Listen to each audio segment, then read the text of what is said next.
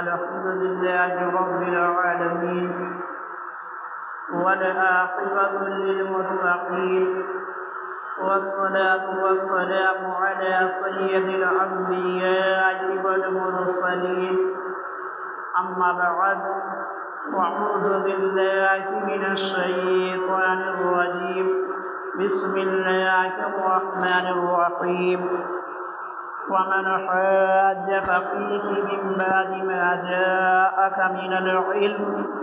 فقل تعالوا ندعو أبناءنا وأبناءكم ونساءنا ونساءكم وأنفسنا وأنفسكم ثم نبتهل فنجعل لعنة الله على الكاذبين صدق الله العظيم والحمد لله رب العالمين۔ میرے آقا کے پیارے غلاموں، السلام علیکم ورحمۃ اللہ تعالی وبرکاتہ۔ آئیے ایک مرتبہ درود پاک پڑھتے ہیں۔ اللہم صلی علی سیدنا صفینا مولانا محمد وبارک وسلم، صلو علیہ الصلاۃ والسلام علیہ یا رسول اللہ صلی اللہ تعالی علیہ وآلہ وسلم۔ ہم سب کے آقا سرکار دو عالم صلی اللہ تعالی علیہ وآلہ وسلم نے جب نبوت کا اعلان کیا تو میرے آقا نے کفار مکہ سے پوچھا تھا کہ اے کفار مکہ، کیا تم نے میری 40 سالہ زندگی میں کبھی ایسا کوئی کام کرتے ہوئے دیکھا ہے کہ جو غلط ہو؟ کیا میری زبان سے کبھی تم نے جھوٹ بولتے ہوئے سنا ہے؟ تو میرے مسلمان بھائیوں، کفار مکہ نے یہی کہا تھا کہ آپ امی ہیں، آپ صادق ہیں، یعنی آپ نے کبھی بھی کوئی ایسا کام نہیں کیا ہے جو غلط ہو۔ مگر میرے مسلمان بھائیوں، زمانہ جیسے ہی گزرتا جا رہا ہے کچھ ایسے بدبخت بھی اس روئے زمین پر آ گئے ہیں جو زعفرانی کتے کے نام سے جانے جاتے ہیں۔ انہوں نے میرے آقا سرکار دو عالم صلی اللہ تعالی علیہ وآلہ وسلم کی شان میں ایسے الفاظ جو نازیبا ہیں استعمال کر کے آج پورے ہندوستان کے مسلمانوں کو ٹھیس پہنچائی۔ سوشل میڈیا کے ذریعے سے یہ چیز ہر کوئی جانتا ہے کہ آج ہندوستان میں جہاں ماہ رمضان المبارک کی آمد ہے، وہیں پر جگہ جگہ مسلمان احتجاج کر رہے ہیں۔ کیونکہ مسلمانوں کے نبی ہم سب کے آقا سرکار دو عالم صلی اللہ تعالی علیہ وآلہ وسلم کی شان میں گستاخی کرنے والا ابھی تک کھلا گھوم رہا ہے۔ میرے مسلمان بھائیوں، یہی تک نہیں بلکہ اب تو حالات یہاں تک بن چکے ہیں کہ مسلمان ایسے بدبخت کی گرفتاری کے لیے روڈ پہ آ گئے۔ میرے مسلمان بھائیوں، ہم اور آپ کی جو زندگی کے دار و مدار ہے وہ نبی کی محبت پر ہی ہے۔ ہم اور آپ کی زندگی کے جو دار و مدار ہے وہ نبی کی محبت پر ہی ہے۔ اگر دل میں نبی کی محبت نہیں ہے تو سب کچھ بیکار ہے، تو میرے مسلمان بھائیوں، جب آپ تاریخ کو اٹھا کر دیکھیں گے، ہر زمانے میں گستاخی کرنے والے کا رد کیا گیا ہے، تو اس زمانے میں بھی مسلمانوں نے ایسے گستاخ کے خلاف جو ہے آندولن کر کے، احتجاج کر کے اپنی محبت کا ثبوت دیا۔ اور میرے مسلمان بھائیوں، خطبہ مسنونہ کے بعد میں نے جس آیت کریمہ کی تلاوت کرنے کا شرف حاصل کیا ہے، اہل علم، اہل تفاسیر جو ہے اس آیت کریمہ کو آیت مباہلہ کے نام سے یاد کرتے ہیں۔ آیت مباہلہ کے نام سے اس آیت کریمہ کو یاد کیا جاتا ہے اب میرے مسلمان بھائیوں، اسلام کے اندر دو اصول ہیں، ایک کو مناظرہ کہا جاتا ہے اور ایک کو مباہلہ کہا جاتا ہے، مگر مباہلہ جو ہے وہ مناظرہ سے بلند مقام رکھتا ہے، مباہلہ مناظرہ سے بلند مقام رکھتا ہے۔ تو میرے مسلمان بھائیوں، مناظرہ کا بھی حکم جو ہے آپ کو قرآن مجید کے اندر ملے گا، اور مباہلے کا بھی طریقہ آپ کو قرآن مجید کے اندر ملے گا۔ اللہ تعالیٰ نے حضرت ابراہیم علیہ السلام اور نمرود کے درمیان جو مناظرہ ہوا تھا، اس مناظرے کو قرآن مجید کے اندر اللہ تعالیٰ نے ارشاد فرمایا ہے، اور مناظرہ جو ہے ہر صدیوں میں ہوتا رہا ہے، مناظرہ جو ہے ہر صدیوں میں ہوتا رہا ہے، یہاں تک کہ مناظرہ جو ہے انبیاء اکرام نے بھی کیا ہے، انبیاء اکرام نے بھی مناظرہ کیا ہے، مگر مباہلہ ایک ایسی چیز ہے جو صرف میرے آقا سرکار دو عالم صلی اللہ تعالیٰ علیہ وآلہ وسلم کو اللہ تعالیٰ نے عطا کی، یعنی میرے آقا سے پہلے کسی بھی انبیاء نے مباہلہ نہیں کیا، میرے آقا سے پہلے کسی بھی انبیاء اکرام نے مباہلہ نہیں کیا، بلکہ اللہ تعالیٰ نے اپنے محبوب کو یہ خصوصی طور پر عطا فرمایا۔ اب دیکھو میرے مسلمان بھائیوں، مناظرہ کہتے کس کو ہیں؟ مناظرہ اس چیز کو کہا جاتا ہے کہ سامنے والے کو حق تک پہنچا دیا جائے دلیل کے ساتھ، یعنی اگر کسی کے عقیدے میں یا کسی کے اعمال میں کوئی ایسی خرابی پیدا ہو چکی ہے جو قرآن و حدیث سے ہٹ چکا ہے، اس کو قرآن و حدیث کے ذریعے سے حق تک پہنچا دینے کا نام مناظرہ ہے، حق تک پہنچا دینے کا نام مناظرہ ہے۔ اور مباہلہ جو ہے وہ ایسی چیز ہے، مباہلہ اس چیز کو کہا جاتا ہے کہ دو فریق جو ہے وہ میدان میں آ کر اللہ کی بارگاہ میں دعا کرتے ہیں کہ مولا اگر میں حق پر ہوں تو میری مدد کی جائے، اور اگر میں باطل پر ہوں تو مجھ پر لعنت ہو جائے۔ تو میرے مسلمان بھائیوں، اللہ تعالیٰ نے قرآن مجید کے اندر ارشاد فرمایا، فَمَنْ حَاجَّكَ فِيهِ مِنْ بَعْدِ مَا جَاءَكَ مِنَ الْعِلْمِ۔ اس آیت کریمہ کا تعلق جو ہے اہل نجران سے ہے، یعنی نجران کے اندر جو عیسائی رہتے تھے وہ میرے آقا سرکار دو عالم صلی اللہ تعالیٰ علیہ وآلہ وسلم کی بارگاہ میں آتے اور بہت دیر تک ہم سب کے آقا سے بحث کرتے کہ حضرت عیسیٰ علیہ السلام کے بارے میں۔ تو جب بہت دنوں تک یہ بحث چلتی رہی تو اللہ تعالیٰ نے اپنے محبوب کو حکم دے دیا کہ اے محبوب اب بحث کرنے کی ضرورت نہیں ہے،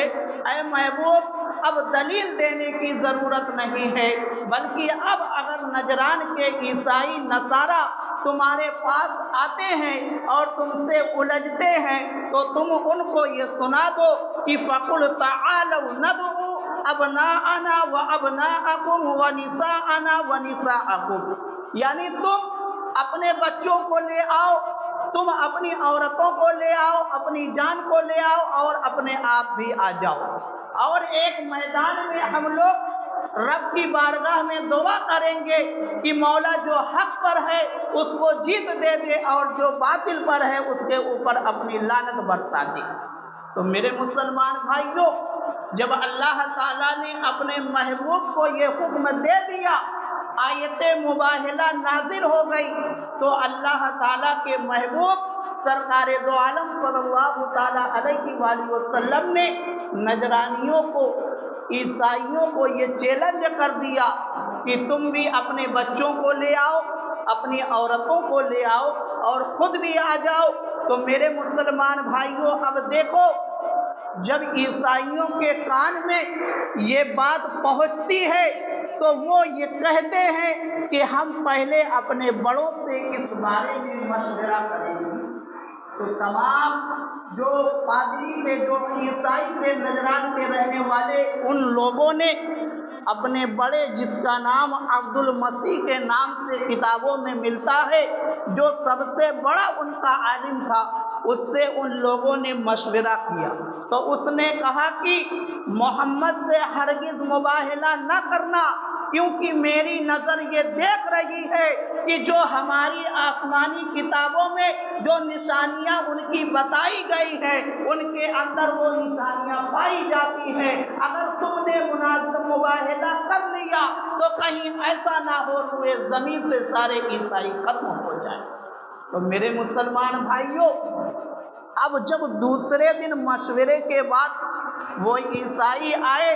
تو ان لوگوں نے کیا دیکھا کہ میرے آقا سرکار دو عالم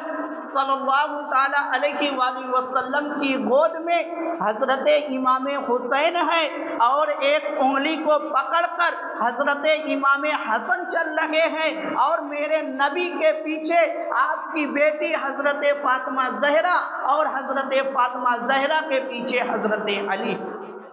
جب نجرانیوں نے، عیسائیوں نے، نصارہ نے یہ دیکھا، اور ان کے چہرے کو دیکھنے کے بعد عیسائی اور نصرانی بے ساختہ پکار اٹھے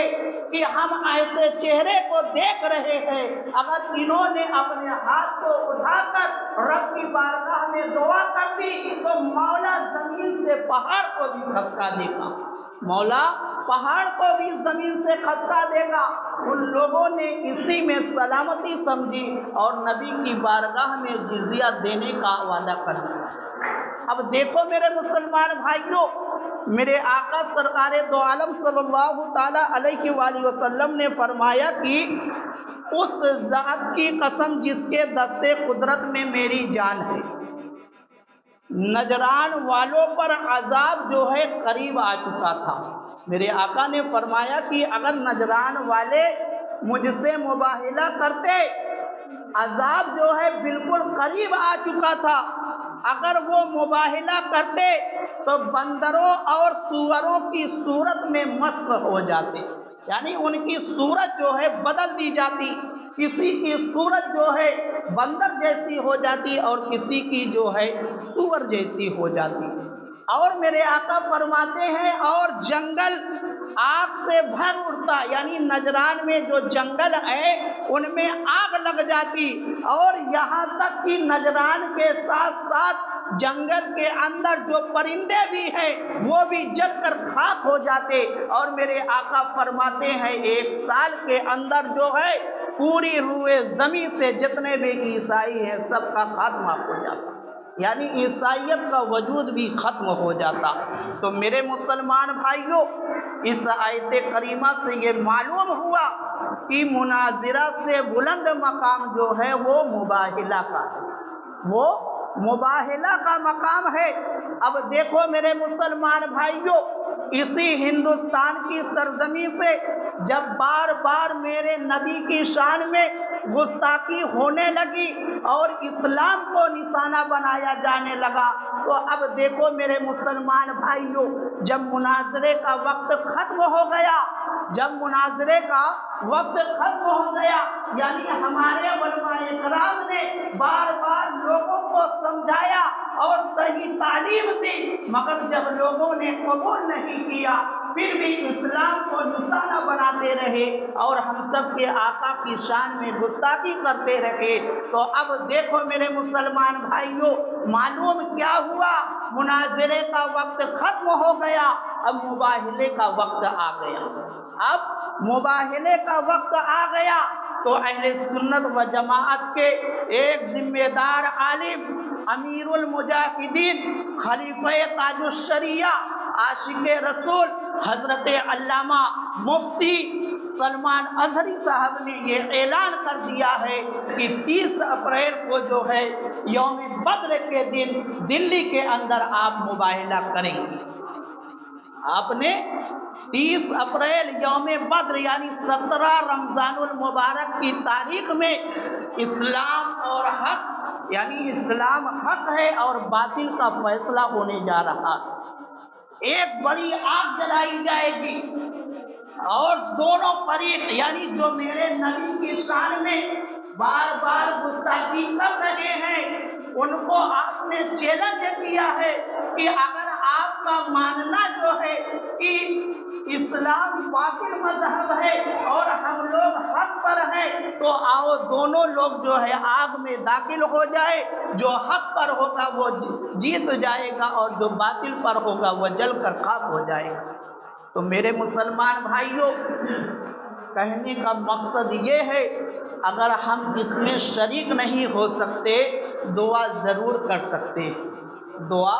اپنے اسلام کی حقانیت کو واضح کرنے کے لیے دعا ضرور کر سکتے ہیں کہ مولا اسلام کی حقانیت کو واضح کر دے، مولا اسلام کی حقانیت کو واضح کر دے۔ اگر ہم اس میں شریک نہیں ہو سکتے مگر دعا کر کے ہم اس فہرست میں اپنے نام کو ضرور لکھا سکتے ہیں کہ اے پروردگار عالم، جب تیرے محبوب کی شان میں گستاخیاں ہو رہی تھی اور مفتی سلمان اظہری نے جب مباہلے کا چیلنج دیا تھا تو مولا ہم لوگوں نے بھی اپنے ہاتھوں کو اٹھا کر تیری بارگاہ میں دعا کی تھی کہ اسلام کی حقانیت کو واضح کر۔ میرے مسلمان بھائیوں، وہ وقت وہ زمانہ یاد ہوگا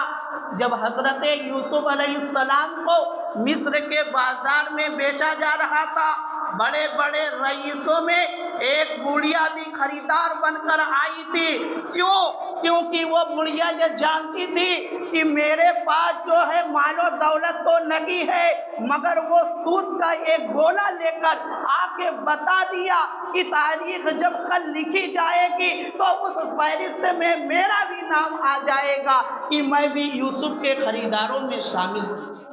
اور میرے مسلمان بھائیوں، جب حضرت ابراہیم علیہ السلام کو نمرود نے آگ میں ڈالا تھا، جب حضرت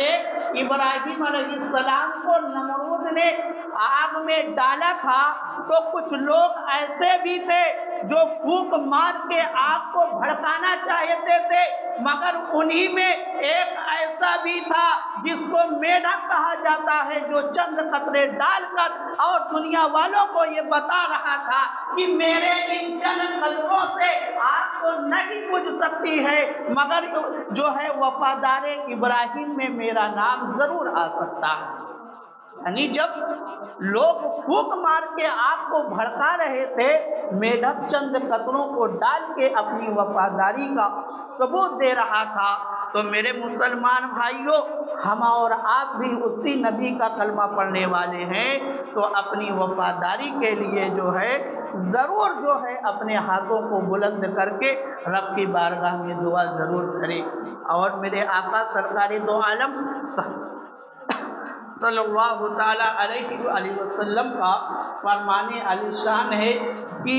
افطاری سے پہلے جو دعا کی جاتی ہے وہ دعا کبھی رد نہیں کی جاتی۔ یعنی افطاری جب سامنے رکھ 2-4 منٹ 10 منٹ بچا رہے، اس وقتوں کو جو ہے اپنے ہاتھوں کو اٹھا کر رب کی بارگاہ میں دعا کرنا چاہیے، کیونکہ وہ وقت جو ہے قبولیت دعا کا وقت ہے۔ یعنی ایسے وقت میں دعا قبول ہوتی ہے تو آپ اس وقت میں جو ہے دعا بھی کریں اور اپنے لیے بھی دعا کریں اور اس مشن کو بھی کامیابی کے لیے دعا ضرور کریں کہ مولا جو ہے سلمان اظہری صاحب کو کامیابی عطا فرمائے، جو جس جذبے کے ساتھ انہوں نے اس مشن کو آگے بڑھایا ہے اور مباہلے کا چیلنج کیا ہے، ان کو اللہ کامیابی دے۔ اور میرے مسلمان بھائیوں، آج کی جو تاریخ ہے یعنی 3 رمضان المبارک کی جو تاریخ ہے وہ حضرت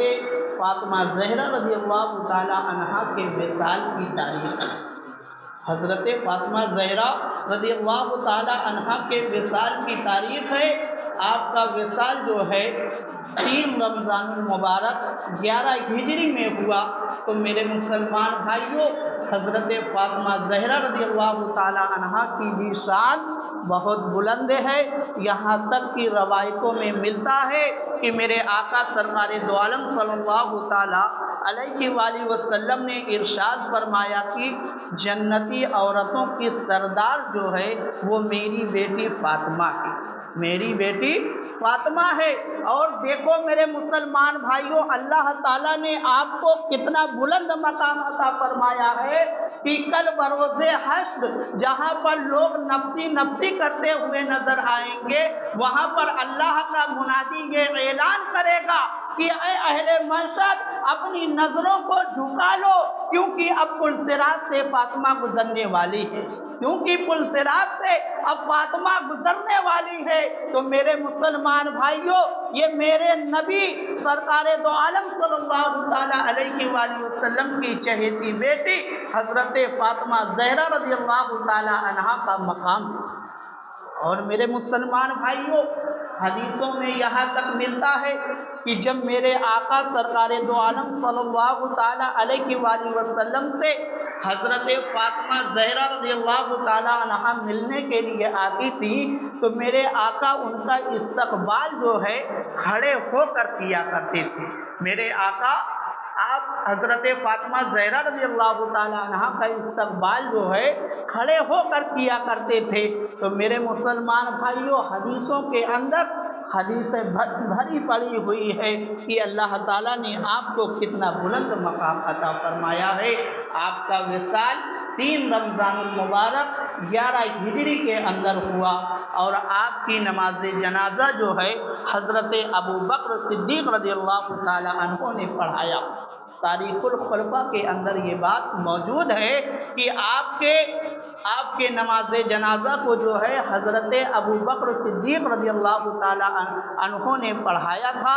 اور آپ کو جنت البقیع کے اندر جو ہے دفن کیا گیا۔ آپ ان کے ایصال ثواب کے لیے بھی اپنے گھروں پر اہتمام کریں، اور بالخصوص جو ہے دعا کا کام جو ہے وہ ضرور آپ کریں، خود بھی کریں، اپنے اہل خانہ سے بھی اس بات کی گزارش کریں کہ وہ دعا کرے اللہ تعالیٰ اسلام کو وہ حق جو ہے وہ واضح کر دے۔ ہم اور آپ کے سامنے جو ہماری اور آپ کی جیت ہوگی، اسلام جیتے گا، ہماری آپ کی جیت ہوگی، تو ہم اور آپ کو اللہ تعالیٰ جو ہے جیت کے شکل میں جو ہے وہ ایک انمول تحفہ عطا فرمائے۔ وآخر دعوانا ان الحمد للہ رب العالمین۔ سنت کو پڑھ جائے۔